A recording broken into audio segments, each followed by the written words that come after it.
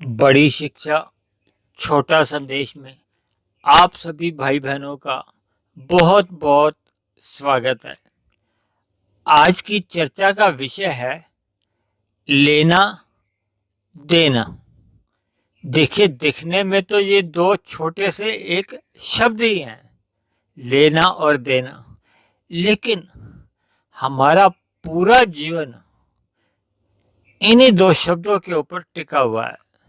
और मरने के बाद भी मनुष्य की क्या गति होगी, इन्हीं दो शब्दों के ऊपर, जो हमारे आपके अक्सर बोलने में आते हैं, लेकिन इन शब्दों को हम कभी गहरे अर्थों में विचार में नहीं लाते, यानी इस पर हम चिंतन नहीं करते।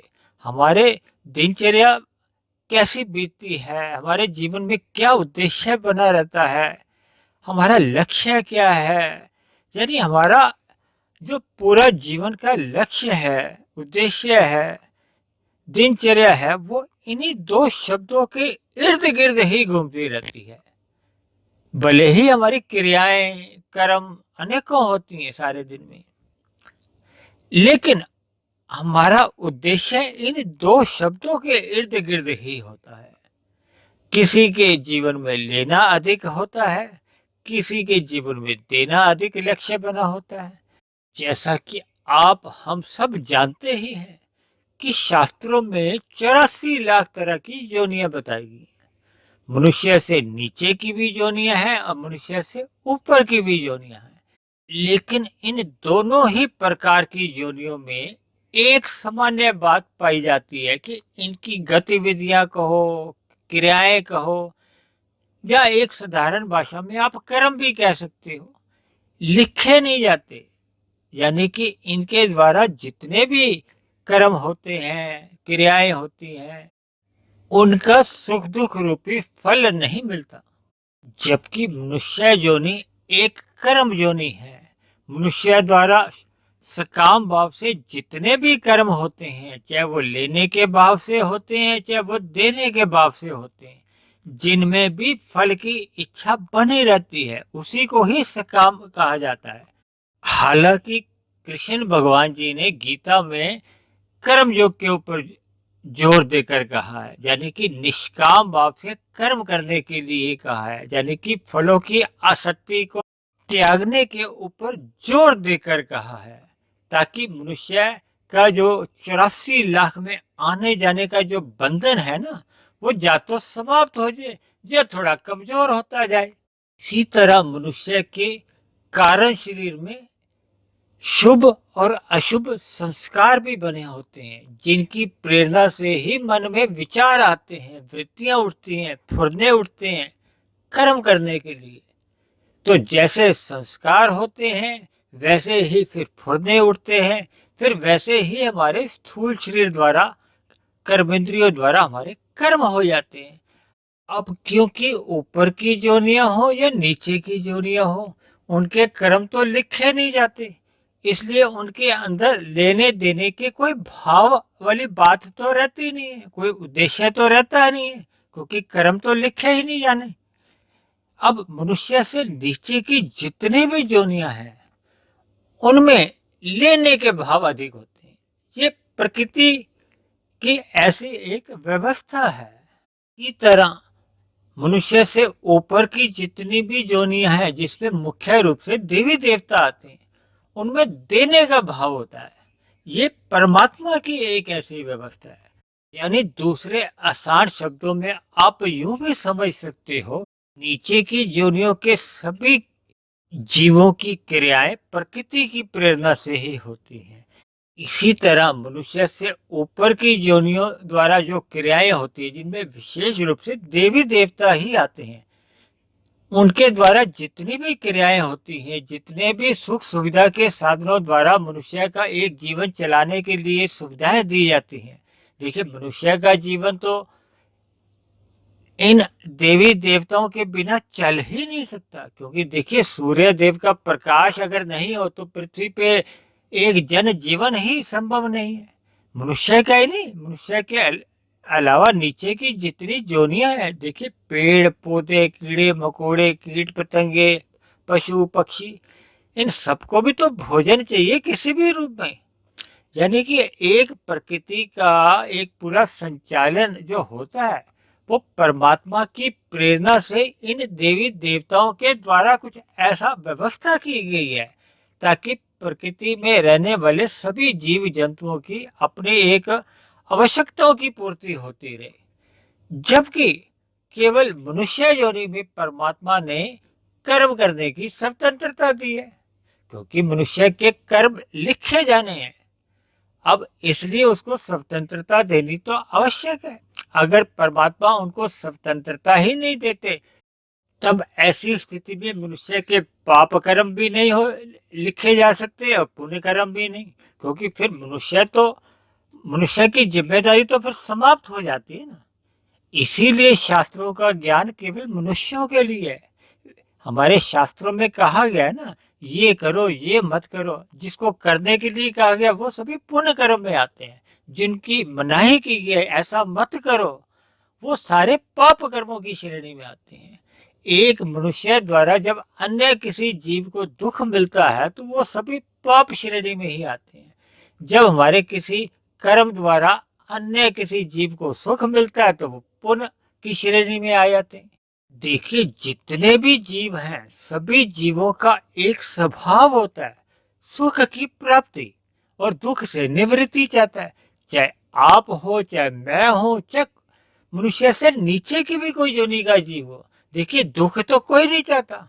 ये अलग बात है कि मनुष्य से नीचे की योनियों में दुख मिलते हैं, मनुष्य से ऊपर की योनियों में सुख अधिक मिलते हैं, जबकि मनुष्य की योनि में सुख दुख दोनों ही मिलते हैं। आप देखते ही हैं। वैसे तो श्री कृष्ण भगवान जी ने इस संसार को, माया को दुखालय के नाम से भी कहा है, क्योंकि यहाँ दुख अधिक है। इसीलिए तो कृष्ण भगवान जी ने गीता में जोर देकर निष्काम भाव से कर्म करने की प्रेरणा दी है, ताकि हम ये जन्म मरण के बंधन से मुक्त होकर परमात्मा को ही पालें। देखिए, परमात्मा को पाने के लिए तो जब तक हम परमात्मा को जानते नहीं हैं तो फिर हमारी पाने की भी इच्छा बनती ही नहीं है। देखिए, सत्संग मनुष्य योनि में क्यों कहा गया कि जीवन में हमें करते रहना चाहिए, क्योंकि सत्संग करने से ही हमें ज्ञान होता है कि हमारे कर्मों को किन दिशा में होना चाहिए। देखिए, सत्संग के अभाव में अक्सर ऐसा देखा जाता है कि मनुष्य से पाप कर्म अधिक हो जाते हैं। जैसा कि हमने पहले भी आपको कई बार बताया है कि मनुष्य योनि तभी मिलती है जब हमारे संचित कर्मों में पाप और पुण्य कर्मों का कर्माशय बराबर की स्थिति में आ जाता है। मान लो आपके संचित कर्मों में पुण्य 500 हैं तो पाप कर्म भी 500 से अधिक नहीं होने चाहिए। देखिए, मान लो पाप कर्म 300 हैं, 200 हैं, तब तो मनुष्य योनि मिल जाएगी या ऊपर की भी योनियों में जन्म हो सकता है। लेकिन जैसे ही अगर पुण्य कर्म 500 है और पाप कर्म 700 हो गए हैं या 550 हो गए हैं, यानी कि 500 से अधिक हो गया, यानी कि उसका अनुपात बढ़ गया है, तो फिर मनुष्य को नीचे की योनियों में जन्म लेना ही पड़ता है। यानी कि नीचे की योनियों में चाहे एक बार जन्म हो, 100 बार हो, 1000 बार हो, लाख बार, करोड़ बार, अरबों बार, ये तो निर्भर करता है कर्मों के ऊपर। ऐसा नहीं है कि केवल 84 लाख योनियों का एक है। देखिए, कर्मों की गति इतनी गहन है, इतनी गूढ़ है कि इसको पूर्ण रूप से शब्दों से समझा ही नहीं जा सकता। केवल इशारा मात्र लिया जा सकता है, फिर आप स्वयं ही इस पर चिंतन कर सकते हैं। जब आप स्वयं ही इस पर चिंतन करते रहेंगे और सत्संग करते रहेंगे तो हमारे जीवन में देखिए जितने भी कर्म होते हैं ना, लेने के, देने के, तो फिर इनमें अनुपात में आपका दृष्टिकोण ही बदल जाएगा। देखिए, इस लेने देने को आप एक अधिकार और कर्तव्य से भी जोड़ सकते हैं। यानी कि लेने में हम अपने अधिकारों की अधिक चिंता बनी रहती है ना, जबकि देने में हमारे अंदर कर्तव्य की भावना जागृत होती है। जैसे जैसे हमारे अंदर देने के भाव जागृत होती हैं तो परमात्मा भी ऐसी परिस्थितियां बनाता है कि आपके पास साधनों का अभाव नहीं रहता, क्योंकि आप में देने का भाव अधिक आ गया। जब लेने का भाव अधिक रहता है ना, तो फिर मनुष्य इसी के लिए कभी कभी झूठ, छल, कपट, ठगी, हेरा फेरी यानी विभिन्न तरह के अपराधों में लिप्त होना शुरू हो जाता है, जो कि एक तमोगुण में हमें गिरा देता है। देखिए, प्रकृति में 3 तरह के गुण हैं, तमोगुण, रजोगुण और सतोगुण।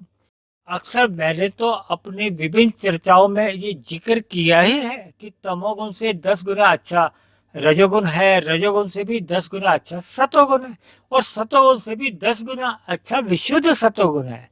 यानी कि हमें सतोगुण में रहते हुए विशुद्ध सतोगुण यानी कि परमात्मा को लक्ष्य बनाकर ही अपना जीवन जीने का स्वभाव बनाना होगा। तभी हम ये जो हमारे अंदर लेने के भाव अधिक आते हैं ना, इनसे हम बच सकेंगे। जब इनसे हम बच जाएंगे तो फिर हमारा तमोगुण में गिरने की संभावना समाप्त हो जाती है। क्योंकि अक्सर मैंने बताया ना, लेने की भावना जब प्रबल होती जाती है, क्योंकि लेने का तो देखिए कोई अंत ही नहीं है। दूसरे आसान शब्दों में इस लोभ का तो कोई अंत ही नहीं है। ये लोभ हमें संग्रह वृत्ति में लगा देता है, फिर ये संग्रह महासंग्रह में ले जा देता है। देखिए, संसार में कई बार आपने देखे होंगे कि बड़े बड़े जो घोटाले होते हैं करोड़ों में, वो किस लिए होते हैं? देखिए, मनुष्य ने अपने जीवन में मरते दम तक लाखों भी नहीं खा पाता, फिर भी वो करोड़ों के पाप कर्म कर जाता है, जिसका कि उसको भविष्य में नीचे की जोनियों में जन्म लेकर दुख भोगने ही होते हैं। ऐसा उसको बोध ही नहीं है, उसको ज्ञान ही नहीं है, क्योंकि जीवन में सत्संग का अभाव है। इसीलिए मैंने बार बार इस बात पे जोर देकर कहा है कि मनुष्य जोनी में हम जितना अधिक सत्संग करते हैं, हमारे अंदर देने के भाव जागृत सहज ही होने लगते हैं, और लेने के भाव अगर पहले के थे भी संस्कार, तो वो भी धीरे धीरे कमजोर होने लगते हैं और धीरे धीरे समाप्त हो जाते हैं। देखिए, मनुष्य की केवल जीवन की अपने कुछ रजोगुण में रहते हुए आवश्यकताओं की पूर्ति के लिए तो कर्म करने होते हैं, लेकिन इनके एक मर्यादा है। क्योंकि हमारे स्थूल शरीर की केवल कुछ आवश्यकताएं होती है जिनकी पूर्ति करनी होती है, लेकिन अगर हम भोग वृत्तियों में या भोगों में, विषयों में लिप्त हो जाते हैं, तो देखिए, भोगों की तो कोई सीमा ही नहीं है, जिस पर आप जितना चाहें धन खर्च कर सकते हो। और उसी के लिए फिर मनुष्य जब छल कपट, ठगी, हेरा फेरी करता है, तो फिर उसका पतन सहज ही होने लगता है, यानी कि उसकी अधोगति होने लगती है। तो हम सबके जीवन में देने देने के ही भाव जागृत होते रहें, ताकि हमारी आध्यात्मिक यात्रा परमात्मा की ओर अग्रसर हो। इन्हीं शब्दों के साथ आज की चर्चा को, आज के सत्संग को हम यही विश्राम देते हैं। आप किसी भाई बहन का कोई प्रश्न हो, कोई बात समझ में नहीं आई हो, या किसी प्रकार की कोई आपत्ति हो, तो आप नीचे दिए गए कमेंट्स बॉक्स पर अपना विचार लिख सकते हैं। दूसरी बात, यदि आपको मेरे वीडियो बहुत ज्ञानवर्धक लगते हो, आपको परमात्मा के मार्ग पर चलने की प्रेरणा मिलती हो, तो मेरी आप भाई बहनों से विनती है कि आप मेरे इस आध्यात्मिक चैनल को सब्सक्राइब करें व अन्य जिज्ञासु भाई बहनों को भी प्रेरणा दें, ताकि समाज में एक ज्ञान रूपी प्रकाश फैलता रहे, ताकि समाज में जो बुराइयां हैं वो धीरे धीरे समाप्त होती जाए। ऐसे में हो सकता है आप किसी भाई बहन के मन में कोई प्रश्न उठ रहा हो कि मैंने आपको सब्सक्राइब करने के लिए कहा है, तो ये भी तो एक लेने का भाव है।